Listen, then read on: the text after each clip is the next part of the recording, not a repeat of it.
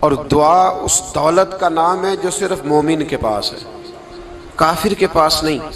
نبی پاک علیہ السلام نے فرمایا الدعاء صلاح المومن، دعا مومن کا ہتھیار ہے، کافر کے پاس یہ ہتھیار نہیں ہے۔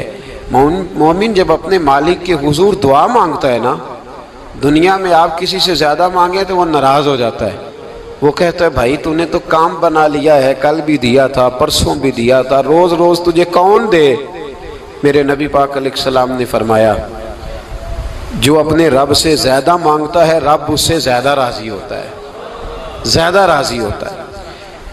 اب دعا مخصوص اوقات نہیں دعا کے، فرمایا اذا دعان، جب بھی دعا مانگو گے تمہارا رب تمہاری دعا کو، جب بھی دعا تو دعا کرتے رہنا چاہیے، ہر وقت دعا میں بندہ شامل رہے، اللہ کے ذکر میں شامل۔ یہ جو قرآن مجید نے کہا نا یا ایھا الذین آمنوا اذکروا اللہ ذکرا کثیرا، اے ایمان والو اپنے رب کا ذکر کثرت سے کرو، وسبحوہ بکرۃ واصیلا، اور صبح و شام اسی کی پاکی بیان کرو۔ تو اس سے مراد یہ نہیں ہے کہ تسبیح لے کے سارا دن مسجد میں بیٹھے رہو اور کام کوئی نہ کرو، بلکہ اس کا مطلب یہ ہے کہ روٹی شروع کرو تو اللہ کے نام سے، اختتام کرو تو اللہ کے نام، سو جاؤ تو رب کا نام لے کے، سویرے اٹھو تو اللہ کا نام لے کے، جب تمہیں کوئی چیز اچھی لگے تو ماشاءاللہ کہو، جب کوئی مصیبت آئے تو کہو انا للہ و انا الیہ راجعون۔ تو سارا دن اللہ کا ذکر جاری رہے گا۔ نبی پاک صلی اللہ علیہ وسلم نے مسلمان کو ایک دوسرے سے ملنے کا طریقہ بتایا۔ مصیبت آئے تو کیا کہنا ہے؟ صرف فوت کی پہ نہیں کہنا، اس کی وضاحت کر دو۔ کوئی بھی الذین اذا اصابتہم مصیبہ، جب بھی کوئی مصیبت آئے، اللہ کے بندے کہتے ہیں ہم اللہ کی طرف سے آئے ہیں اور اللہ کی طرف ہی ہم نے لوٹ جانا۔ تو میرے عزیز ہر وقت اللہ کا ذکر جاری رہے گا، ہر وقت زبان پہ رب کریم کا۔ دیکھیں نا نبی پاک علیہ السلام نے ہمیں ملاقات کا طریقہ بتایا۔ ایک صحابی آئے تو انہوں نے آ کے کہا السلام علیکم، نبی پاک علیہ السلام نے فرمایا رب تعالیٰ نے اسے 10 نیکیاں عطا فرمائی ہیں۔ دوسرے آئے تو انہوں نے کہا السلام علیکم ورحمۃ اللہ، تو محبوب فرمانے لگے، امام بہقی نے اس کو لکھا ہے، محبوب فرمانے لگے رب کریم نے اسے 20 نیکیاں عطا فرمائی۔ ایک اور آئے، عرض کیا السلام علیکم ورحمۃ اللہ وبرکاتہ، محبوب فرمانے لگے اللہ نے اسے 30 نیکیاں عطا فرمائی۔ اچھا اس کا مطلب کیا ہے؟ السلام علیکم، تم پر سلامتی ہو، سادہ ترجمہ یہ ہے کہ تم سلامت رہو، تم سلامت رہو، ورحمۃ اللہ وبرکاتہ، تم پر اللہ کی رحمت بھی ہو اور اس کی برکتیں بھی ہو۔ وہ کیا کہتا ہے؟ وہ کہتا ہے وعلیکم السلام، تم پر بھی سلامتی ہو، ورحمۃ اللہ وبرکاتہ، اللہ کی رحمت ہو اور اس کی۔ یہ جو مسنون دعائیں ہیں نا جو حضور نے ہمیں دعائیں سکھائیں ہر موقع پہ، ان کا کمال دیکھیے۔ اب ایک مسلمان نے آتے کہا السلام علیکم، اس کا مطلب کیا ہے؟ تم پر۔ اب وہ جھگڑا کرے گا اسے مارے گا، اس کا مال چھینے گا؟ اس نے تو آتے ہی کہا ہے تم پر سلامتی ہو۔ تو جو سلامتی کی دعا دینے والے ہیں وہ جیب تھوڑی کاٹیں گے، وہ غبن تھوڑی کریں گے، ڈاکہ تھوڑا ڈالیں گے۔ اسلام نے لفظ ہی وہ سکھایا ہے کہ فرمایا جب تم نے ملنا ہے تو تم نے دعائیں کرنی ہیں ایک دوسرے کے لیے۔ اب ہمارے ہاں نئے نئے لفظ آ گئے، ٹیلی فون اٹھایا تو کہا ہیلو، اس کا کیا ترجمہ ہے؟ کون ہے؟ اس کا کیا ترجمہ ہے؟ جی جناب، اس کا کیا مطلب؟ ہم نے دیکھا بڑے بڑے سمجھدار لوگ السلام علیکم کی بجائے کہتے ہیں کیا حال ہے؟ بھئی کیا عجیب بات ہے، بھئی کیا حال ہے کا کیا مطلب ہوا؟ وہ بعد میں کرنے کی بات ہے۔ اور کچھ تھوڑا سا جو ادیب ہیں، جو بیچارے حروف کے پیچ و تاب میں رہتے ہیں، وہ کہتے ہیں آداب عرض ہے۔ وہ کیا ہوتا ہے جی؟ اسلام نے دعا سکھائی ہے السلام علیکم، یہ کتنی خوبصورت دعا ہے۔ جب آپ گھر کے اندر داخل ہوئے تو آپ نے دعا دی السلام علیکم، یہ دعا دی آپ۔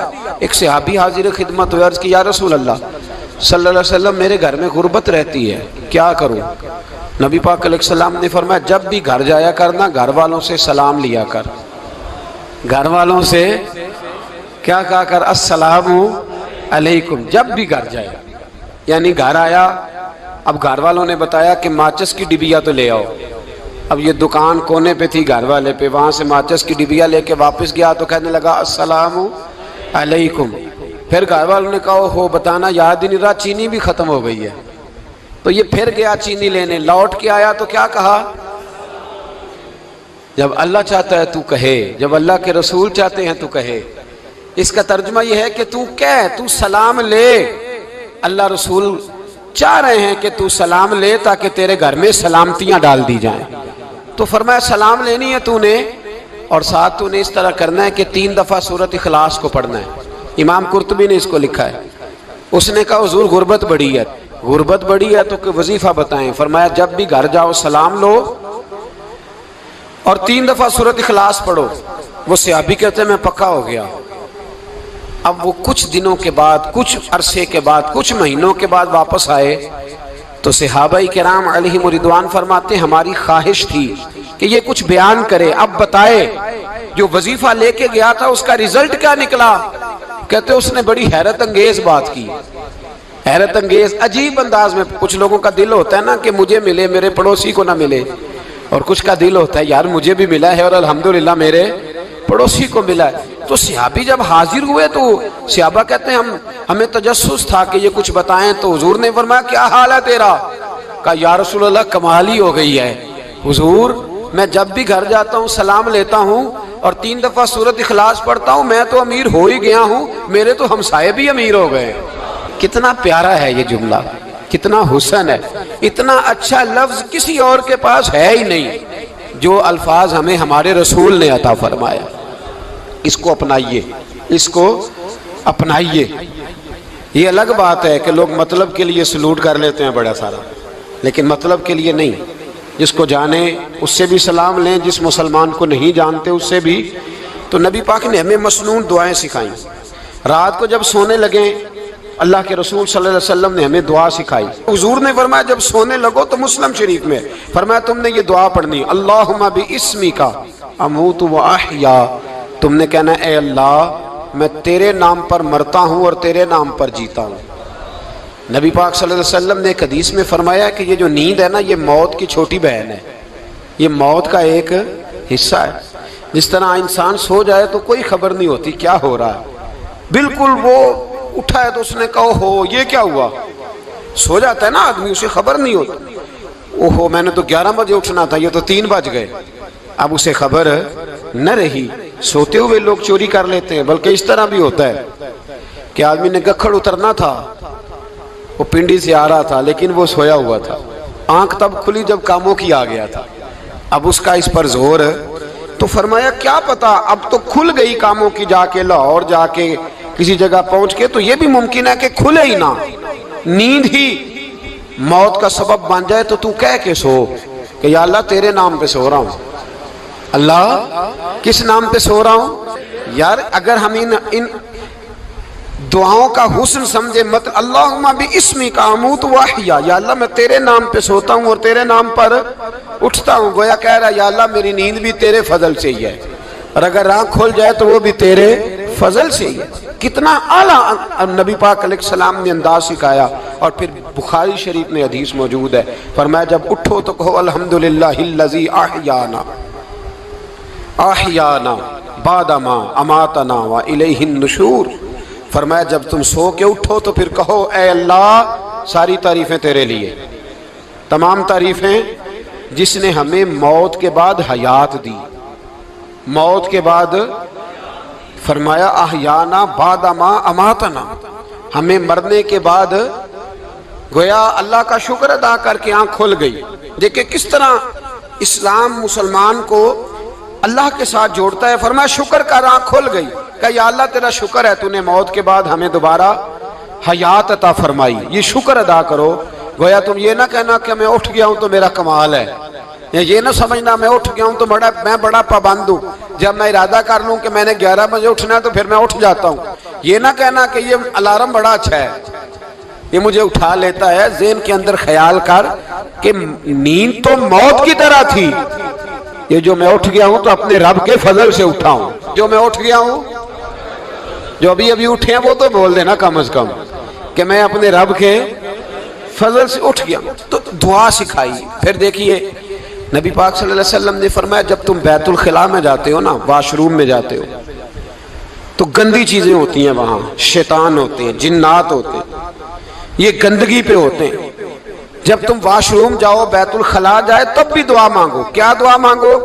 وہ دعا بھی نبی پاک صلی اللہ علیہ وسلم نے ہمیں تعلیم فرمائی اور بخاری میں ہے، کہا پڑھا کرو اللہم انی اعوذ بک من الخبث والخبائث۔ کہو اے اللہ ناپاک چیزوں سے میں تیری پناہ مانگتا ہوں، وہ نر ہوں یا مادہ ہوں۔ اللہ میں تیری پناہ مانگتا ہوں۔ واش روم کے اندر بہت ساری بری چیزیں ہوتی ہیں، جوان میری بات پر توجہ فرمائیں، وہاں بہت ساری گندی چیزیں ہوتی ہیں۔ انسان کئی دفعہ واش روم میں جاتا ہے، اسے وسوسے زیادہ آتے ہیں۔ یہ نوٹ کریں میری بات کو۔ اصل میں نا ہم بات ڈھونڈ رہے ہیں علاج اپنی بیماریوں کا، حالانکہ علاج تو سارا مدینے والے رسول کے پاس موجود ہے، محبوب کے پاس ساری دوائیاں ہیں۔ تو نبی پاک علیہ السلام دیکھیں نا، انسان واش روم میں جاتا ہے، اسے وسوسے آتے، برے خیالات آتے، وہ گناہ کی طرف کئی دفعہ مائل ہوتا ہے، تو کہا تو دعا پڑھ کے جا، اللہم انی اعوذ بکا، یا اللہ میں تیری پناہ مانگتا ہوں، من الخبث والخبائث، ہر خبیث اور بری چیز سے میں تیری پناہ مانگتا ہوں، وہ نر ہو یا یار کتنا عظیم دین ہے، کتنا عظیم میرے مصطفیٰ کریم کا وہ والا دین ہے۔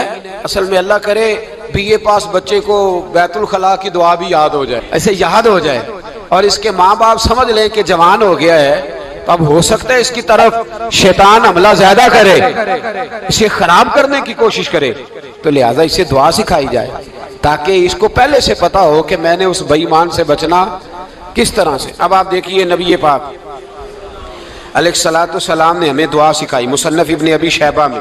کون سی دعا؟ واش روم سے نکلنے کی۔ اللہ اکبر، بڑی زبردست دعا ہے، بڑی زبردست۔ آپ یقین کریں اس ایک ایک دعا پر ایک ایک پورا بیان ہو سکتا ہے، ایک ایک۔ یہ اس لیے نہیں میں کہہ رہا کہ میں کوئی عالم فاضل آدمی ہوں، آپ کہیں گے کہ بتا رہے ہیں میں بڑا پڑھا لکھا ہوں، صرف یہ عرض کر رہا ہوں کہ اس کے فوائد پر، ثمرات پر جو اللہ تبارک و تعالی امت کو دیتا ہے، ان دعاؤں کی جو فضیلت حدیثوں میں آئی ہے، اور پھر جو اس کے فوائد ہے، اگر اس پر بات کروں تو ایک دعا تقاضا کرتی ہے کہ اس پر پورا ایک لیکچر ہونا چاہیے۔ دیکھیے آپ واش روم سے نکلے، دعا کیا ہے؟ دعا کے لفظ کیا؟ الحمدللہ الذی، ایک حدیث میں لفظ ہے غفرانک، غفرانک، اے اللہ میں تجھ سے بخشش چاہتا ہوں۔ اور جو مشہور اور معروف ہے مصنف ابن ابی شیبہ کی روایت، فرمایا الحمدللہ الذی اذھب عنی العذاب وعافانی، فرمایا اے اللہ تیرا شکر ہے۔ واش روم سے نکلا ہے تو کہہ رہا ہے یا اللہ تیرا شکر ہے، تو نے مجھ سے اذیت دور کی، وعافانی، اور تو نے مجھے عافیت عطا کر دی، اذیت دور کر دی اور عافیت۔ بولیے، واش روم سے نکلا ہے تو کیا کہتا ہے؟ یا اللہ تیرا شکر ہے، تو نے مجھ سے اذیت دور کر دی اور مجھے عافیت۔ ڈاکٹر حکیم ہومیوپیتھک ایک چیز پر متفق کم ہوتے ہیں، پتہ ہے نا آپ کو، لیکن اس بات پر سب کا اتفاق ہے کہ اگر کسی کو قبض ہو جائے نا تو شاید 70 یا 72 بیماریاں لگ جاتی ہیں اس کو۔ اور جب آدمی کو قبض ہوتی ہے نا، پیٹ کے اندر فضلہ جم جاتا ہے، خارج نہیں ہوتا، اس کو اعصاب کی بیماری ہوتی ہے، اس کے ذہن پر اثر ہوتا ہے اس چیز کا۔ آپ یہ مت سمجھیں کہ کھانا کھانا ہی ایک کمال ہے، اللہ نے یہ بھی نعمت بنائی ہے کہ کھانا جب خارج ہوتا ہے تو وہ بھی اللہ کا بہت بڑا احسان ہے۔ تو فرمایا تو سمجھا ہی نہیں، اگر تجھے قبض ہو جاتی، تیرے پیٹ کے اندر وہ چیز جم جاتی، تیرے لیے کتنی تکلیف کا باعث تھی۔ ان لوگوں سے پوچھئے جو اس کے بیمار ہیں، اس کے مریض ہیں، وہ کتنی تکلیف میں رہتے ہیں، سر میں درد ہوتا ہے، سر چکراتے ہیں۔ ایک بہت بڑا روڈ ایکسیڈنٹ ہوا تو ڈرائیور سے لوگوں نے پوچھا کہ مسئلہ کیا ہے، تو کہنے لگا میں قبض کا مریض ہوں، تو میں کھانا کھا لیتا ہوں تو میرے ذہن پر وہ اس قدر زیادہ گیس کا غلبہ ہوتا ہے کہ میں سخت تکلیف میں ہوں۔ نبی پاک علیہ السلام نے ہمیں سمجھایا اور بتایا کہ سمجھ لو یارو، کھانا کھانے کی نعمت تو اللہ نے تمہیں عطا فرمائی ہے، لیکن کھانا کھانے کے بعد اس کا اخراج بھی اللہ کی بہت بڑی نعمت ہے، تو اللہ کا شکر ادا کرو۔ پھر جب آپ گھر سے نکلیں گے تو بھی اس کی دعا ارشاد فرمائی، بسم اللہ توکلت علی اللہ، اللہ کے نام سے گھر سے نکلتا ہوں اور میں نے بھروسہ بھی اللہ کے نام پہ کیا۔ جب گھر سے نکلیں تو کس کے نام پہ بھروسہ کریں؟ بولیے، حضرت رابعہ بصریہ رحمت اللہ علیہا، آپ تشریف لے گئیں حج کرنے، جس دن واپس آئیں اپنا اونٹ کہہ گئیں جاتی دفعہ، کہنے لگی اللہ میں تیرے حوالے کر کے جا رہی ہوں اور بسم اللہ توکلت علی اللہ، بھروسہ بھی تیری ذات پہ ہے۔ جس دن واپس آئی نا اسی دن کسی نے بتایا کہ اماں آج ہی تیرا اونٹ مر گیا ہے، تو اونٹ کے سرانے کھڑی ہو کے کہنے لگی مولا میں تو تیرے نام پہ تیرے پہ بھروسہ کر کے گئی تھی، تیرے حوالے میں تو تیرے گھر گئی تھی۔ تو لوگ کہتے ہیں اماں کے منہ سے لفظ نکلے تو اونٹ زندہ ہو کے کھڑا ہو گیا، کھڑا ہو گیا ہوں۔